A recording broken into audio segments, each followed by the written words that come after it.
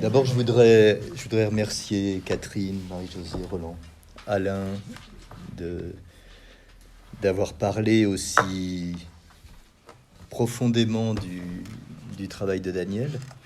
Elle, elle aimait cet espace, elle aimait espace analytique, donc se retrouver ici a du sens pour elle, jusqu'à penser que le téléphone portable qui a sonné était une manière de se manifester et de mettre Alain en colère pour un temps court. Elle avait le chic de pouvoir mettre les gens en colère, donc elle avait peut-être prémédité sa présence. En tout cas, il y a un point qui m'intéresse et une question que je voulais poser à Catherine. Je vais poser les questions successivement, comme ça vous aurez le temps d'y penser. La première, c'est sur ce mot d'espace. Tu as rappelé que Daniel avait pendant 10 ans lutté contre cette maladie. Et la maladie occupe un espace. Elle occupe un espace physique, elle occupe un espace de temps. Le temps dont tu parlais, ce temps qui manque toujours.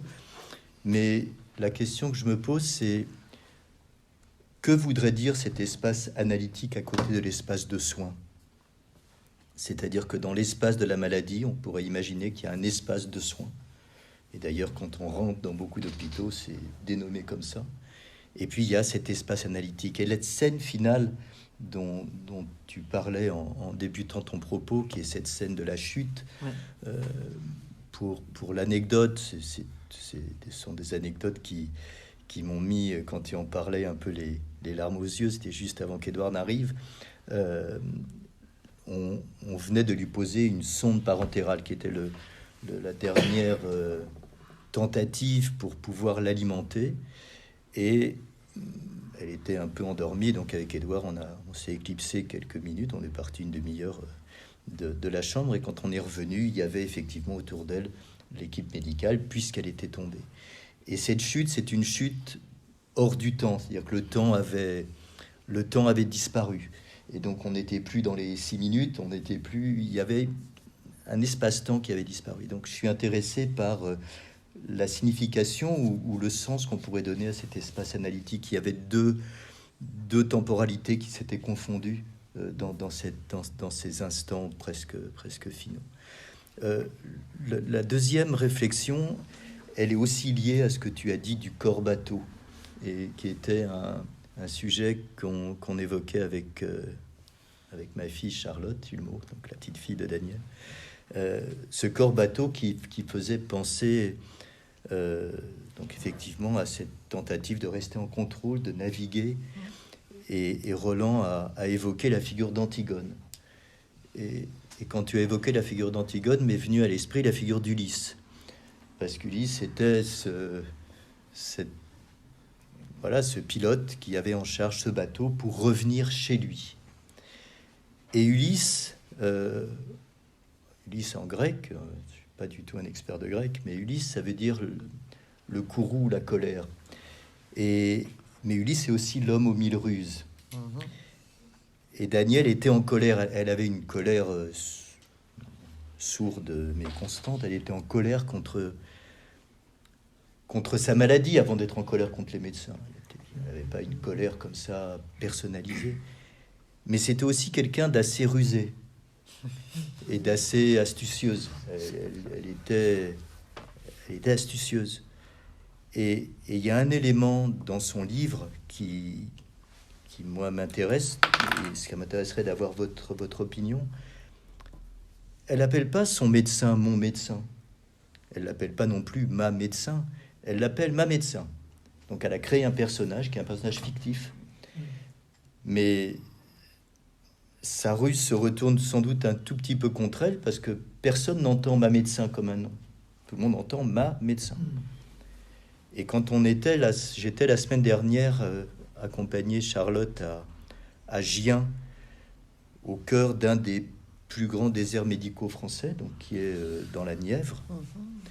Et il y avait un colloque organisé par Martine Gloméron et Jacques Barbier autour du livre de Daniel, en présence de médecins et de soignants de la région de Gien. C'était absolument passionnant de voir comment le sous-titre « Rencontre avec une médecine déshumanisée » provoquait un courroux absolument palpable parmi, en particulier, les médecins qui étaient là, et donc qui s'insurgeaient contre l'utilisation du terme. Donc, pourtant, le terme, c'est rencontre avec une médecine déshumanisée, c'est pas rencontre avec un médecin déshumanisé, c'est pas exactement la même chose. Mais il y avait une forme de provocation auquel ils se sentaient absolument meurtris par cette provocation. Comment nous, on est dans l'humain?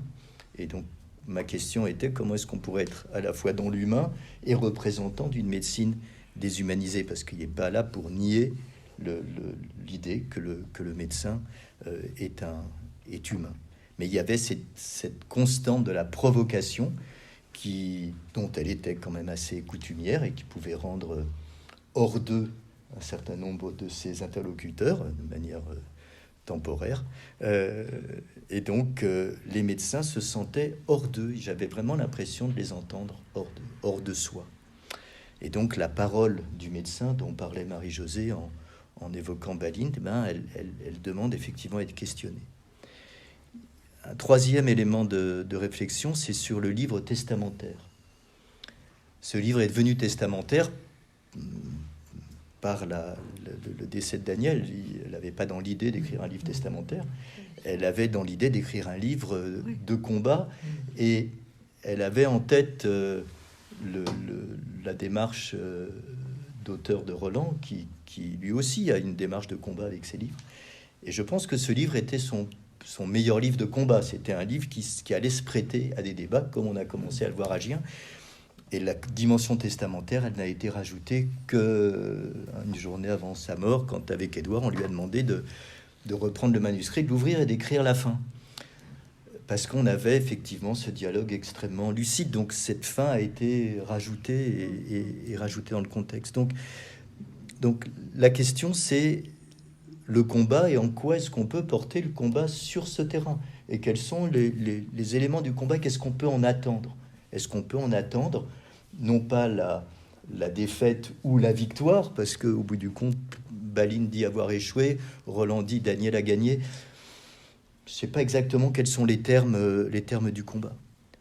Et puis, il y a la notion du patient expert, patient partenaire. Et je crois que ce que Daniel souhaitait avant tout dans sa maladie, c'est d'être considéré comme un partenaire. Elle n'avait pas du tout l'idée d'une critique comme ça absolutiste de la médecine. Elle était au contraire presque dans une obsession de savoir médical à tous les moments.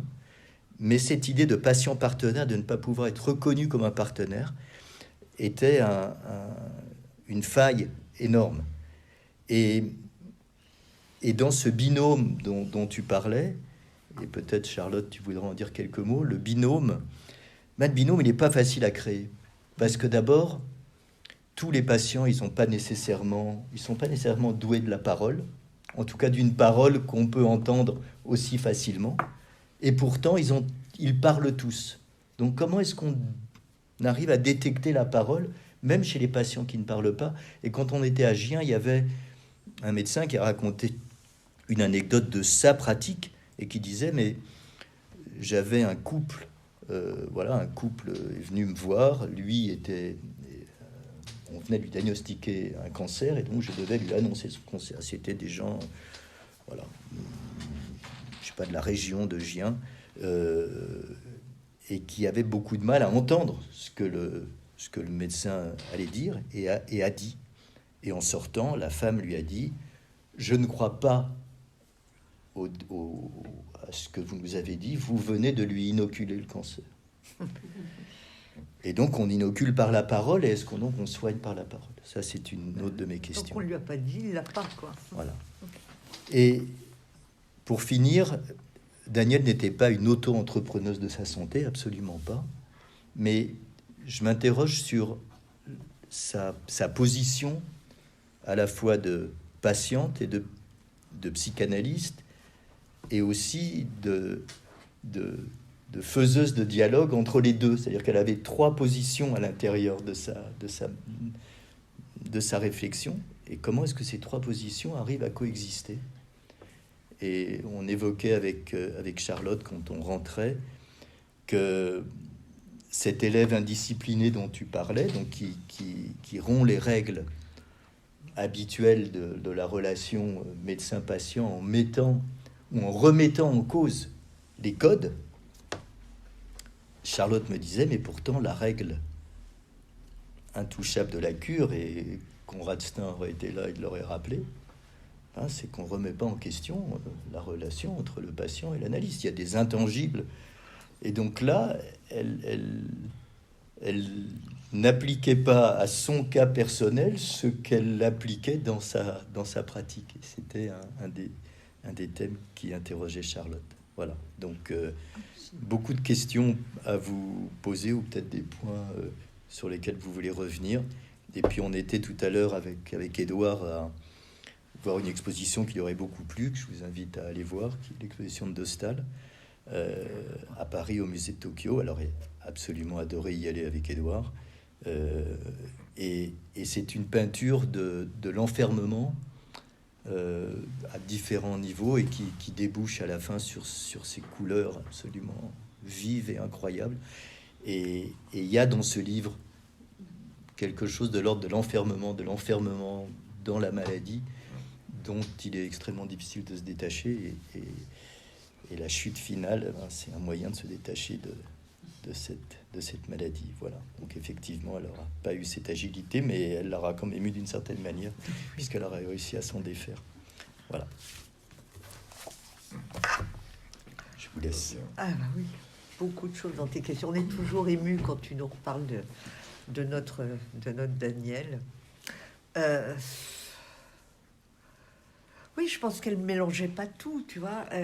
Là, elle s'adressait pas, elle attendait pas quelque chose d'un médecin comme si c'était son analyste. C'est évident que tu demandes pas la même chose à ton médecin qu'à ton analyste, même si bon, ouais, toujours. Mais ce que je veux dire, c'est que là, dans le concret de la cure analytique ou dans le concret du rendez-vous chez le médecin. Attends, le médecin, il est quand même censé un peu écouter d'où tu souffres.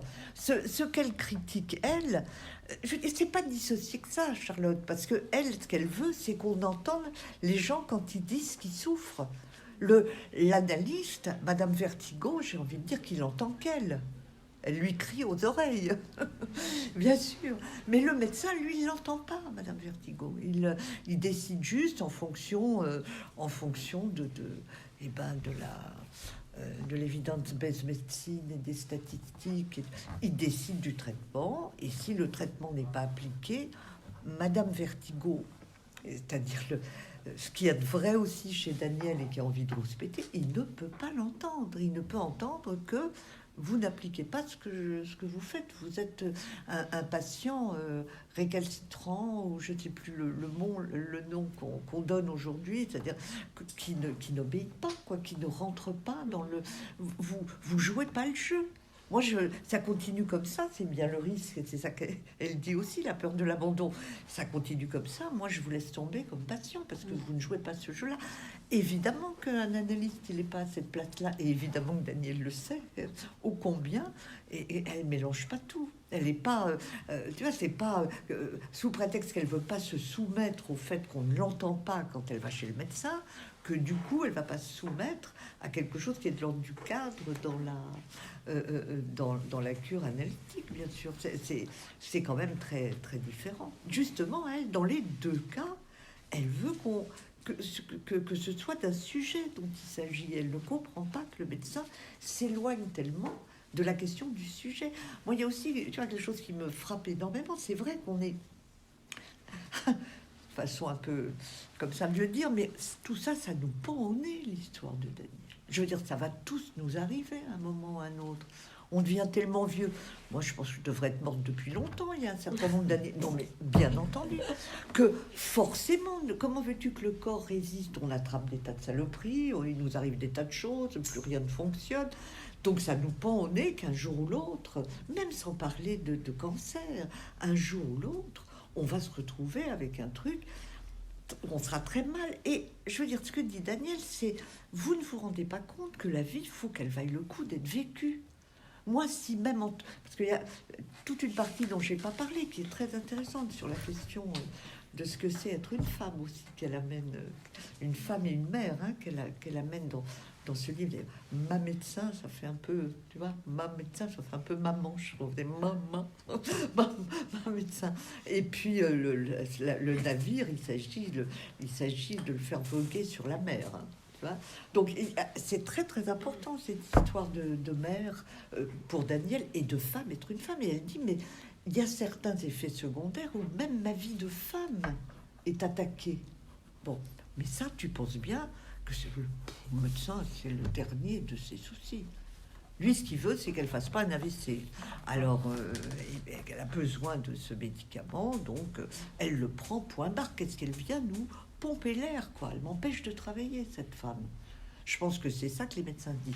Donc, ce que Daniel... Mais tu vois, je crois qu'il y a vraiment l'espoir. On va pas tout changer comme ça, c'est évident. Ils n'arrêtent pas de te le dire, tous les deux. Ils connaissent bien le sujet.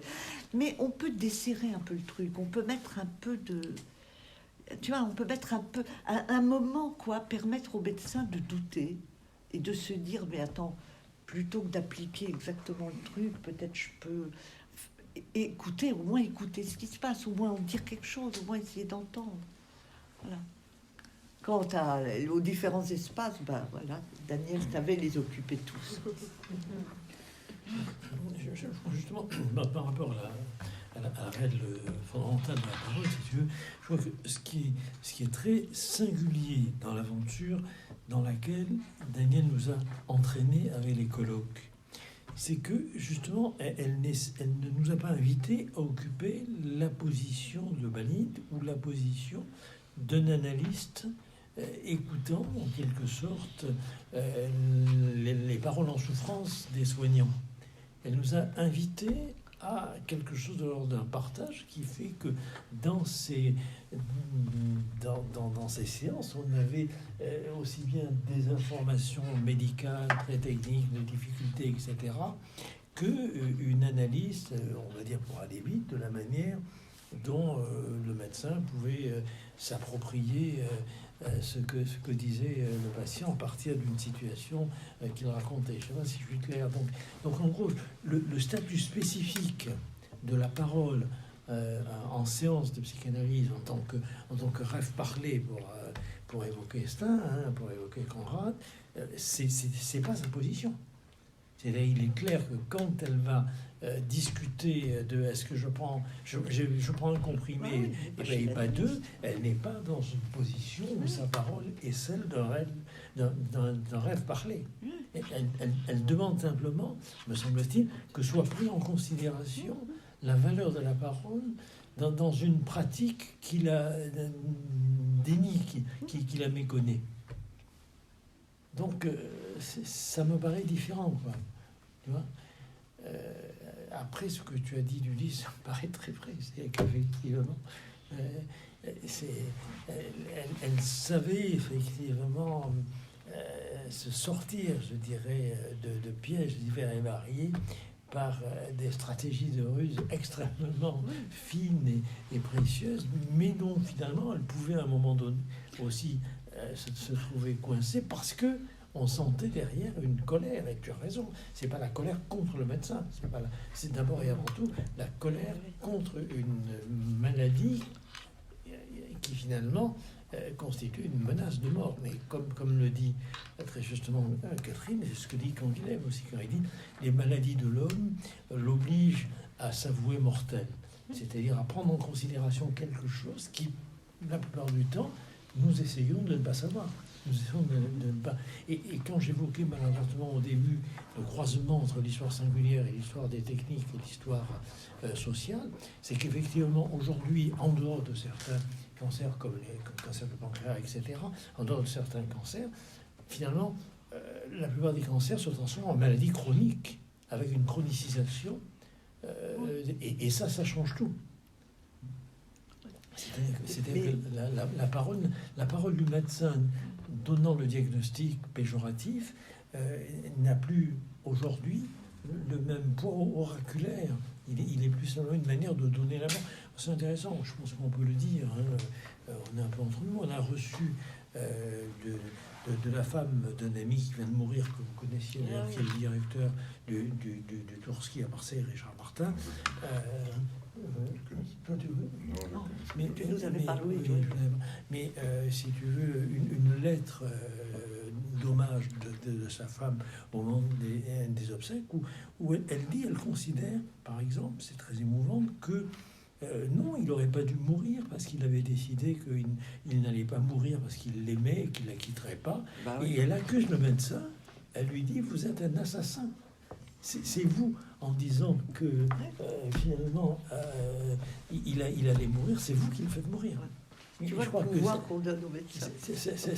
Tu vois, cette lettre témoignage qui est très émouvante, en même temps, elle dit quelque chose. C'est-à-dire que le médecin qui t'annonce une maladie péjorative, quelque part, il est porteur de la mauvaise nouvelle en tant qu'il est porteur de la mort. Alors que bien évidemment, il n'est pas porteur de la mort, il la révèle, il n'en est pas porteur. Sauf qu'aujourd'hui, c'est l'élément, à mon avis, de l'histoire des techniques qui croisent cette histoire individuelle. Aujourd'hui, c'est pas forcément, on le voit bien, ça a duré 10 ans ou 20 ans, je sais plus, elle le dit dans le livre, on l'avait dit, mais le diagnostic de leucémie lymphoïde chronique, c'est pas l'annonce de la mort, c'est devoir négocier une autre manière de vivre. Voilà, c'est ça. Et vouloir négocier une autre manière de vivre, si tu veux, là, on n'est plus dans la parole analytique. Négocier une autre manière de vivre, ça veut dire négocier avec le médecin, qu'est-ce qu'on peut faire pour finalement s'emmerder le moins possible avec ce qu'on doit prendre pour pouvoir continuer à vivre.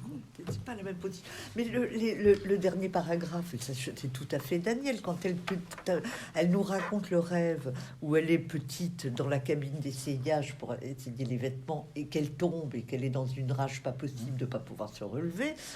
Daniel, fallait pas le barrer son chemin, quoi. Enfin, on l'a tous connu. Et elle était du genre à se battre jusqu'à ce qu'elle obtienne ce qu'elle voulait. D'ailleurs, elle l'obtenait en général, vous avez remarqué. Mais je suis pas sûr qu'elle ait raté sa sortie. Bah, c'est ce qu'elle dit, en tout cas. Non, elle ne dit pas exactement comme ça. Elle l'a pas prévu, elle l'a pas anticipé.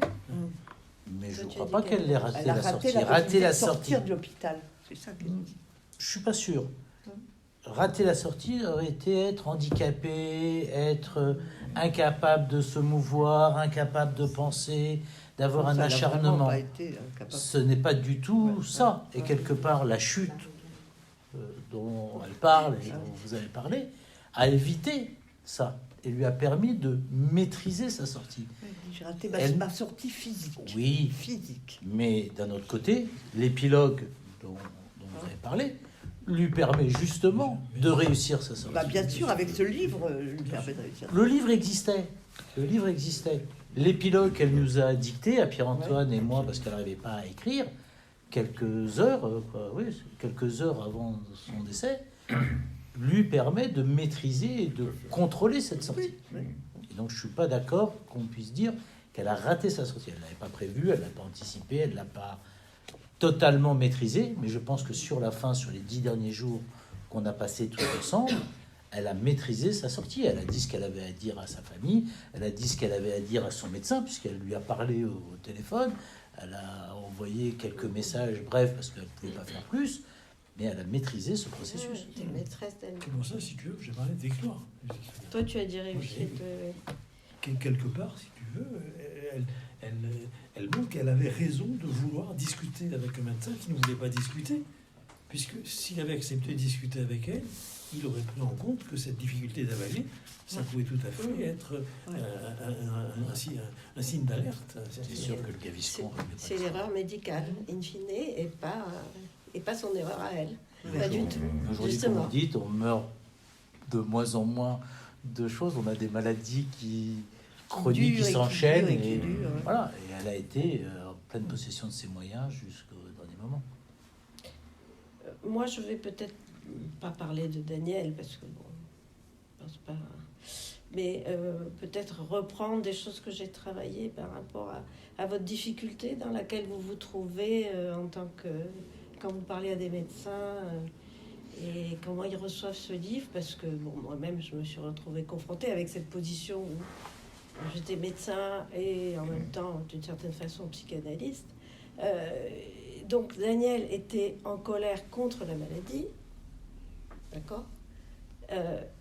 Donc c'est la maladie, c'est-à-dire que les médecins corporéifient la maladie. Vous l'avez dit, mais moi je le dis de manière plus simple, c'est un combat contre la maladie. Et le médecin, forcément, il se trouve sur le chemin. C'est lui qui annonce la maladie. Et comme le dit Patrick Bensoussan, qui a travaillé pendant des années à l'IPC, l'Institut Paoli Calmette, donc un centre dédié à la lutte contre le cancer, enfin à la prise en charge de maladies cancéreuses, comme il disait très justement, c'est pas une annonce, on fait pas une annonce. Vous savez, il y a eu toute cette à un moment donné, dans l'esprit Kouchner, etc., ben, on a une consultation d'annonce et c'est le psychologue qui s'y colle. Donc le médecin annonce le cancer et puis le psychologue voit le patient, etc. Mais lui disait, à juste titre, que à chaque fois c'est une annonce. Chaque fois qu'on voit le médecin, c'est une annonce. Donc chaque fois, c'est quand même la maladie. Donc c'est contre la maladie qu'on se bat. Et ben contre le médecin aussi, parce qu'il a des paroles maladroites, parce qu'il nous écoute pas assez, parce que... Donc il y a cette difficulté-là, je crois, qui est, bon, peut-être ramener les choses de manière simple, mais le médecin, il est là, et d'où sa colère du médecin aussi, de se dire, mais on dit que je pratique une médecine déshumanisante, mais comment faire ? Comment faire ? Donc il est quand même en porte-à-faux, il est mal placé. Hein.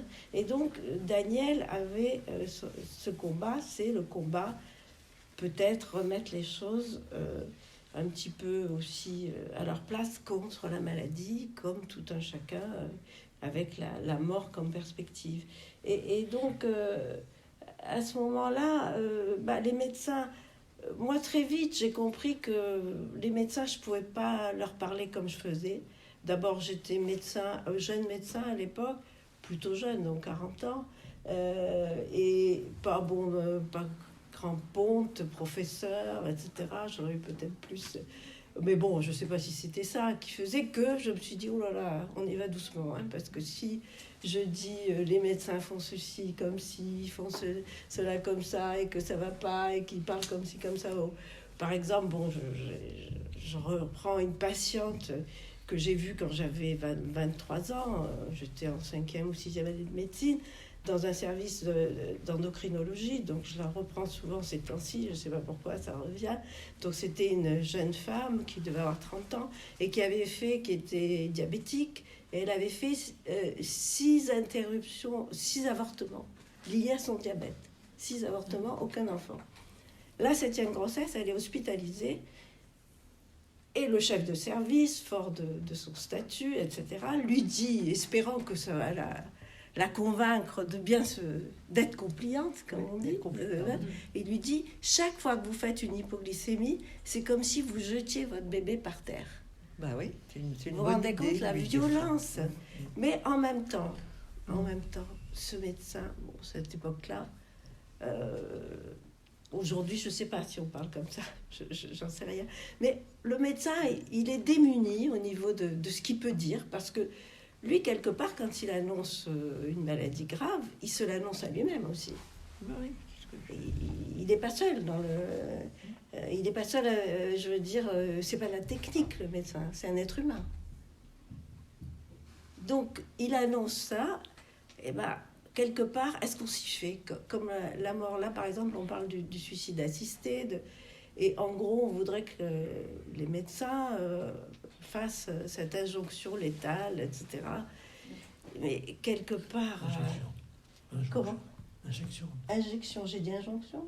Injection, oui. Bon. Cette injection létale, etc. Mais c'est terrible aussi pour le médecin. Terrible de demander ça à un médecin. Je veux dire, pour beaucoup de médecins... Donc voilà, il faut aussi peut-être voir un petit peu ce qu'il en est de la position du médecin. Et ce que faisait Daniel, c'était super pour les médecins qui avaient cette capacité, comme disait Baline, parce que dans Baline, tout n'est pas à jeter. Il disait, donc lui, il avait eu beaucoup d'échecs, alors là, de médecins qui venaient à ces formations.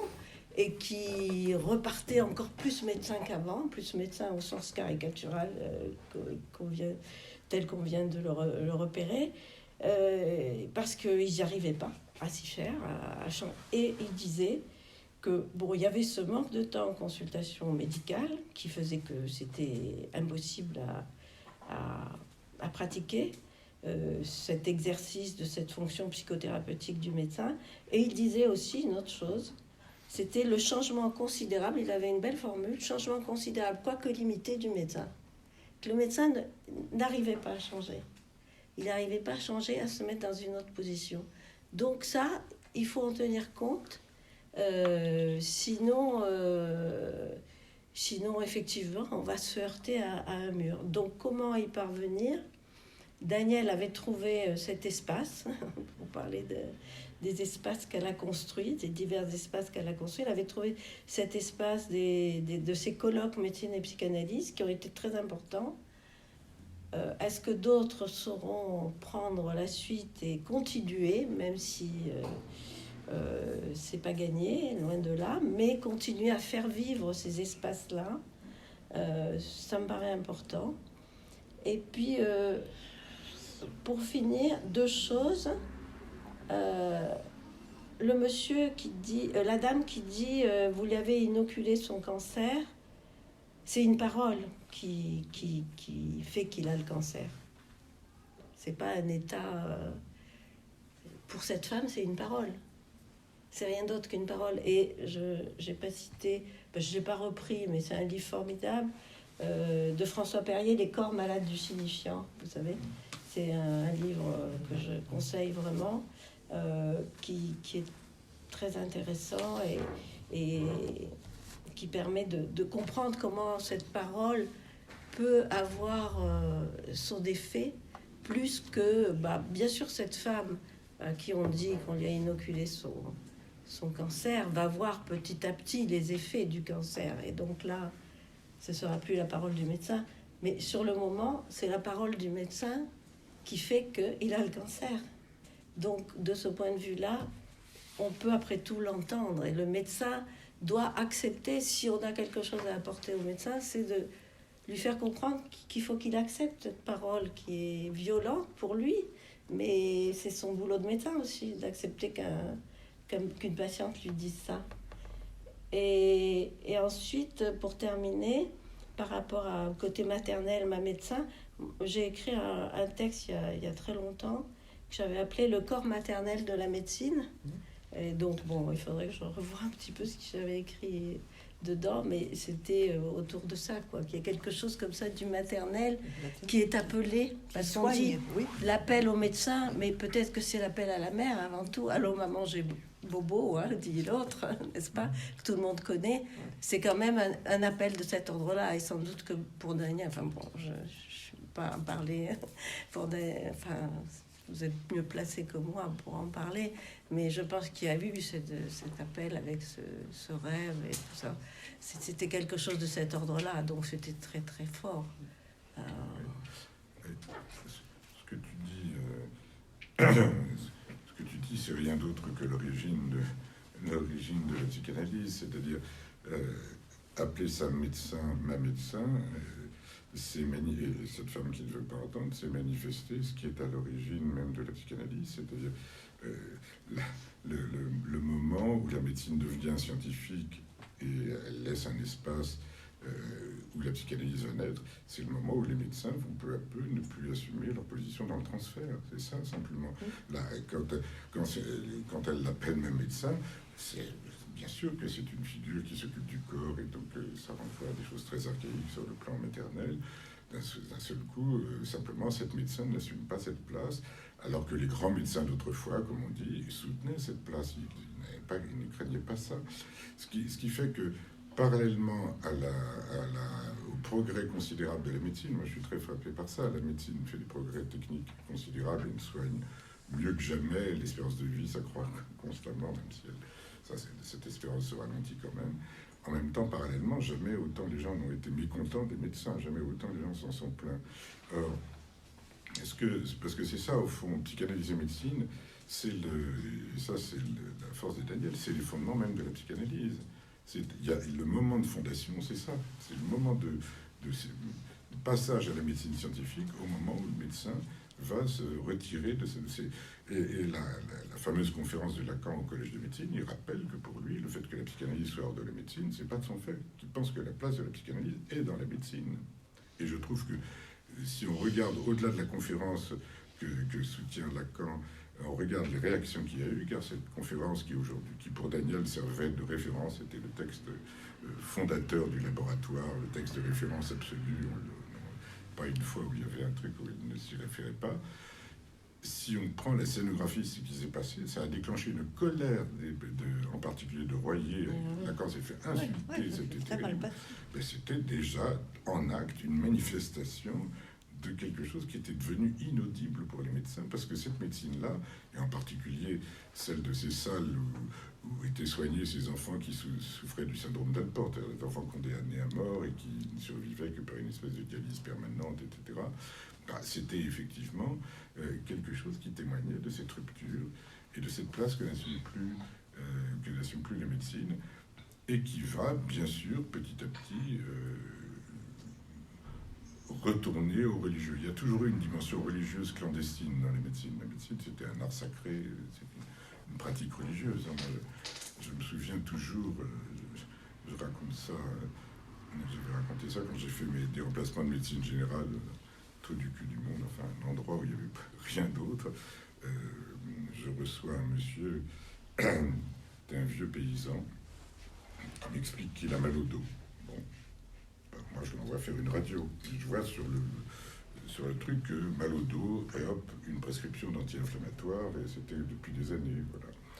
Il revient avec la radio, et je vois une radio, les colonnes vertébrales pleines de trous. Bref, il y avait une métastase de cancer de la prostate qui était vraiment ultra développée. Donc, je lui donne l'adresse de l'hôpital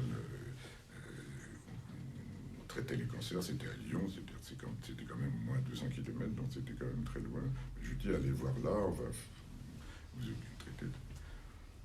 15 jours plus tard, je suis en voiture, je fais des visites à l'époque, c'était il y a très longtemps, on fait des visites, et je vois le type, presque un symbole, dans un champ, appuyé sur sa faux. Alors, je m'arrête, je dis, oh là, vous êtes allé à Lyon, comme je vous l'avais recommandé, pour qu'il puisse vous traiter. Ne le prenez pas mal, docteur. On est allé voir le guérisseur. Et ben, vous savez des choses, mais lui, il a du pouvoir dans les mains. Et ben, le mal de dos est passé. Cette dimension-là, et c'était le livre de Favre Saada, c'est beaucoup. Voilà, cette dimension religieuse aujourd'hui, je trouve que là où elle était devenue clandestine, avec toute la médecine du 19e, 20e siècle, aujourd'hui elle ressurgit autrement dans les passions religieuses de l'époque, qui caractérisent notre époque, qui sont véritablement... Parce que Daniel, au fond, je trouve, à travers ce livre, et au fond tout le travail de psychanalyse et médecine, c'est une interrogation constante sur les fondements de la psychanalyse.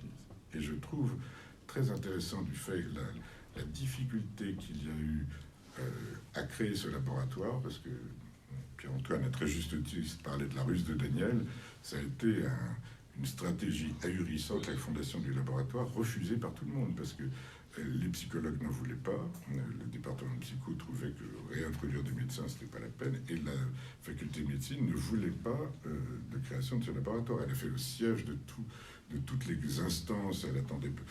Je me rappelle, le doyen de médecine l'a fait attendre 3 heures dans la salle d'attente, enfin un truc infernal. Ça a fini par être créé et le laboratoire s'est développé, a vécu d'elle. Et je ne suis pas sûr aujourd'hui qu'il y ait encore un laboratoire psychanalyse et médecine. Cette question qui est au cœur et au fondement de la psychanalyse n'a pas été de nouveau éjectée comme une méconnaissance radicale de son origine, et dont Daniel était finalement le témoin et le porteur, et dans ce livre, me semble-t-il, témoigne radicalement. C'est un livre, me semble-t-il, aussi fondamental pour la psychanalyse. Ça m'évoque d'ailleurs ce que tu dis, justement quelque chose qui est très parlant par rapport au livre de Daniel. C'est un des premiers textes de Freud de 1890 où il parle justement du syndrome de contre-volonté. Je ne sais pas si vous vous souvenez de ce texte, où c'est un texte où il raconte qu'il ne comprend pas quelque chose, c'est-à-dire qu'il pratique encore l'hypnose, et donc il y a une patiente qui ne peut pas allaiter ses enfants parce que chaque fois qu'elle va donner le sein à ses enfants, elle vomit. Et donc elle est prise de, on va dire pour aller vite, une symptomatologie hystérique qui l'empêche d'assumer l'allaitement de ses enfants. Et il la guérit par hypnose, sauf qu'il s'étonne que finalement, non seulement elle n'est pas satisfaite, mais il lui en veut, et que dans le milieu, il fait un peu la gueule d'avoir guéri justement cette patiente. Et alors c'est amusant, parce qu'à un moment donné, il dit dans le texte, comme elle est retombée enceinte, il dit « Je savais que mon heure viendrait, en revanche viendrait ». Et là encore, les choses se reproduisent, il la guérit, mais il s'aperçoit qu'en la guérissant, il la dépossède de quelque chose qui est justement la résistance du symptôme à une fonction normale pour faire entendre autre chose. Et donc c'est la première fois où, avant même des textes sur l'inconscient, l'hystérie, etc., quelques années avant, il découvre cette existence d'une résistance. C'est pour ça que moi, je n'étais pas tout à fait d'accord avec ce que disait Marie-Josée. Je crois pas seulement qu'elle était en colère contre sa maladie, parce que là, je discute un peu rapidement la position du médecin, je trouve. Elle est aussi en colère, si tu veux, bien sûr, contre sa maladie, comme chacun d'entre nous, dès qu'on peut effectivement rencontrer le messager d'une mauvaise nouvelle, c'est d'ailleurs comme ça qu'on le fait brûler dans les histoires classiques, mais c'est aussi parce que elle veut faire entendre quelque chose qui n'est pas pris en compte, tout simplement. Et or cette résistance-là à se soumettre, même pour guérir, et dans le cas de Freud, c'était la guérison, hein, c'était pas une rémission, c'était la guérison, parce que justement, elle pouvait allaiter l'enfant et elle avait pu le symptômiser, mais on dépossède le patient de quelque chose, qui est sa position de sujet, je pense, sa position subjective. Et c'est vrai, par rapport à ce que tu dis, que ça, c'est dommage qu'aujourd'hui, ça ne soit plus suffisamment pris en compte, qu'on a un point d'origine quand même, quelque part, de la psychanalyse. Et par rapport à la question que tu poses, Pierre-Antoine, le livre de combat, c'est quand même aussi quand les médecins sont pas contents et qui disent qu'effectivement, c'est pas vrai, ce sont pas des robots. Effectivement, c'est pas des robots. J'ai pas mal de médecins d'analyse et je m'aperçois à quel point, à l'heure actuelle, c'est pas les mêmes que ceux que j'avais il y a 20 ans, 30 ans, parce qu'ils sont vraiment en souffrance, hein, notamment les internes, lorsqu'ils se farcissent la responsabilité de faire tourner un service, parce que ce sont les seuls à faire tourner le service, etc., et qui arrivent dans des états d'angoisse épouvantables et autres. Ça c'est certain, mais je crois que ce qui est possible de faire entendre, c'est que cette revendication du patient être entendu, c'est aussi une façon d'inciter le médecin à retrouver sa position humaine, c'est-à-dire à se restituer sa propre humanité. C'est-à-dire c'est pas lui qui est dans une position de déshumain. C'est en gros la logique, les logiques de santé, avec la prépondérance aujourd'hui, par exemple, de l'épidémiologie, des statistiques, etc., du numérique, qui finalement le prive. Bien sûr, le patient est colonisé, mais le médecin aussi.